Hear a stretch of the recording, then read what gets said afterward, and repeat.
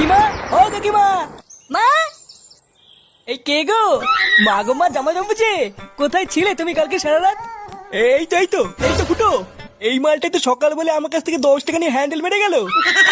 তুই সারা গ্রামে টাকা নিয়ে হ্যান্ডেল মেরে বেড়াচ্ছিস? এইসব কি বলছো কোথায় বাবু? হ্যান্ডেল মেরে বেড়াচ্ছি মানে? মা গো, মা এটা কে গো যাইবু? আমি তো একে ঠিক চিনতে পারলাম না গো। কি ঢ্যামনা হোমো গো ফুটো। সকাল বলে হ্যান্ডেল মেরে গেল, আবার বলে গেল পরের দিন আসবো, আর এখন বলে নাকি চিনতে পারছে না।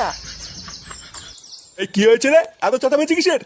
এই দেখো বাবা, আমি তোমাকে বলেছিলাম না হোমচদাকে বাড়ি থেকে বের করো। আজ ভোরবেলায় পুরো গ্রামে 10 টাকা নিয়ে হ্যান্ডেল মেরে বেরিয়েছে।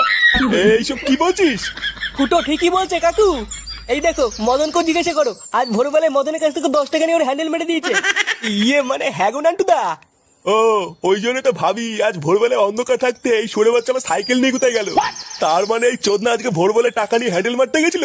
হ্যাঁ, আরে শান্তি ছিল, সবাইকে বলে বেরিয়েছে ও নাকি আমার শালা। কি সারা গ্রামে আমাদের মান সম্মানে এভাবে গাড় মারছে? এই সবাই মিলে ধরে এই হোমোসাটা ভাঙতা। মানে মেশমশাই, আমি কিছু করিনি। কিছু করিসনি লেউড়ি? বাঞ্চোদ আজ তোর এমন সেটা ভাঙবো তুই আর কোনোদিন এই বাড়িতে আসবি না। কি হলো কি বল আগে বাঞ্চোদ নাকি? কি হরে? জনপুর